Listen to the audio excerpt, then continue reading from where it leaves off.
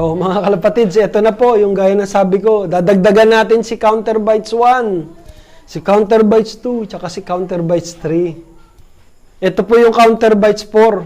Pero ito po, hindi po SMS ang gagamitin natin. Internet clocking, kung tawagin natin to. So, ang kailangan nyo lang dito, kailangan meron kayong PC o personal computer, iOS phone or Android phone. Magagamit nyo po itong internet clocking o ang tawag natin doon, web clocking. So, ano po yung una natin gagawin? Kailangan may load kayo. Pipili po tayo. Pipili kayo kung magkano. So, ito po yung format. CB space webpin 20. Wala pong space yung webpin tsaka 20. So, CB space webpin 20, 10, 30, 40. Hindi po pwedeng 22. Hindi pwedeng 25. Kasi may corresponding lang tayo na webpin na pwede nating i-registered. So, pinakamalaki 100. So, pag nag-text kayo nito, ang ire-reply sa inyo pag successful, bibigyan niya kayo ng user's ID at saka password. So, kailangan isa-save nyo yun. So, dapat alam nyo kung ano yung niregistered nyo na cellphone, yung number nun. So, halimbawa, yung number ko, 0919-473-1864. Yun yung pinantext ko. Yun yung pinantext ko ng CB Webpin. So, merong ire-reply sa akin si Counter Bytes. Ang ire-reply nila sa akin yung password. So, it's either numbers and letters, or letters. So, kailangan ma-receive nyo yun. Pag na-receive nyo yun, pupunta kayo sa webclocking.counterbytes app. Pag nagpunta kayo dito, magla-login kayo. Magla-login kayo, ang lalabas doon, yung may makikita kayo doon sa apps natin. Pag kinlik nyo, makikita nyo doon, may nakalagay na user's ID, tsaka password.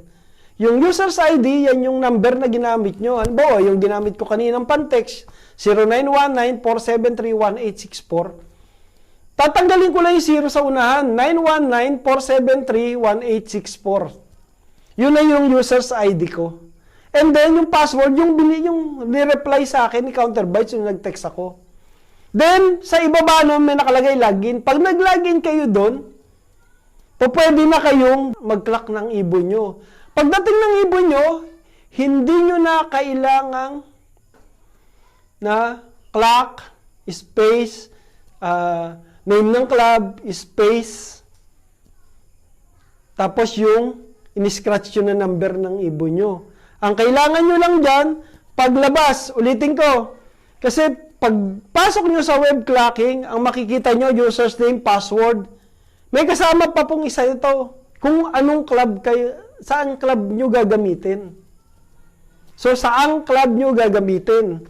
O, halimbawa, dito, yung club is MMFC, gumagamit siya ng Yona Pro. So, ilalagay ko, MMFA dito. Iba pa si MMFC. MMFA, user's ID, yung cellphone number ko, then yung password, then maglalagin ako. Pag dumating yung kalapati ko na sinali ko sa MMFA, pwede kong gamitin to. Hanapin ko lang doon sa web clocking Counter Bytes app yung clock.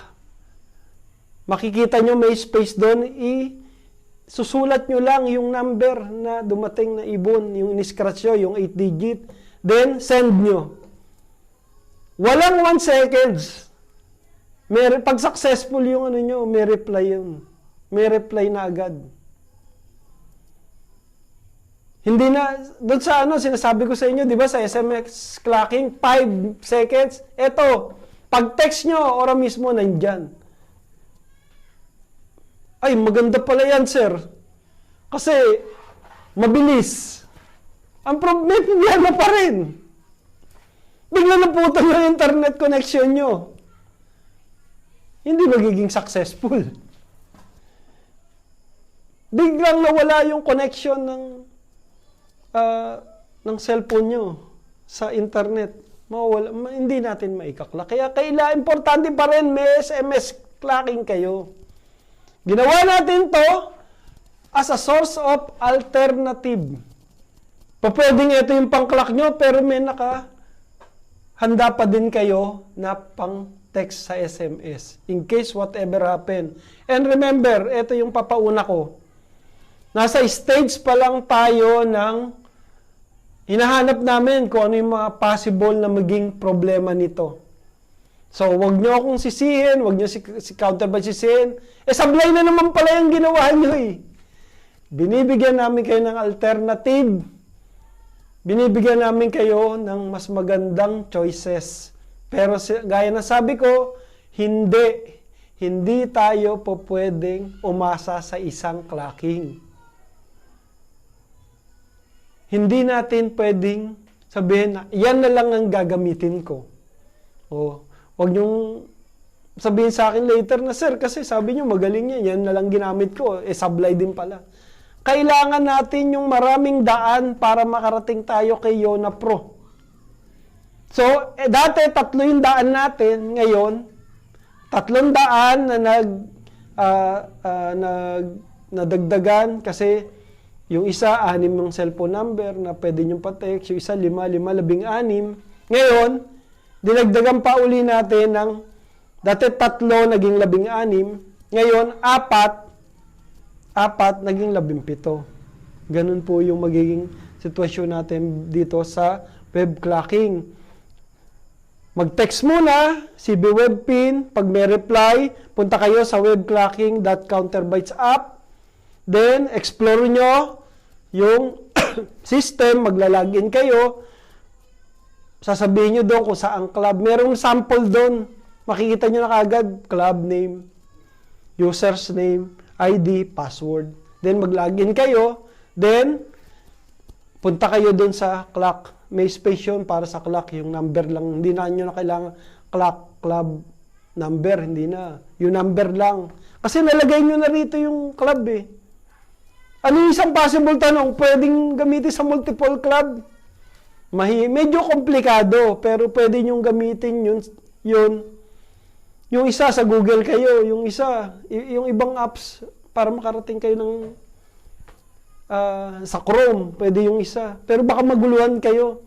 Mas mainam siguro, separate phone bawat isa. Pwede nyo gamitin sa multiple club.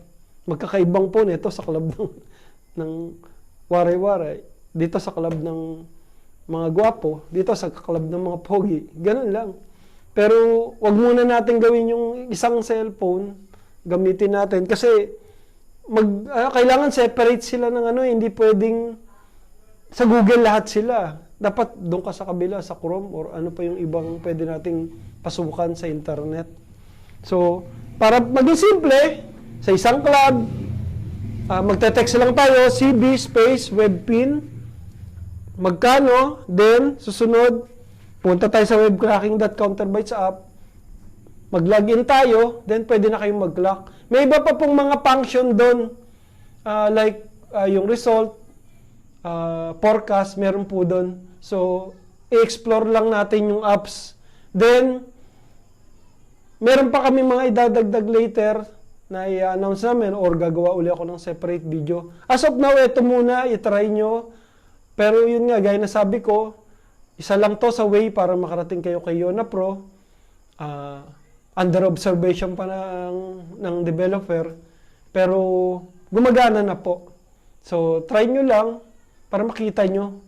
So, sa mga nagtatanong tungkol dun sa web clocking, ito po yung way natin para magamit natin yung web clocking ni Counterbytes. Then, kung may mga katanungan po kayo, dagdag nyo lang, itanong nyo lang po pag napanood nyo to, at sasagutin ko yan hang abot ng aking makakaya. So, mga kalapatids, another process or another program or another system para matulungan natin mag-clock. Ginagawa po lahat ni Counterbytes, ni Yona Pro.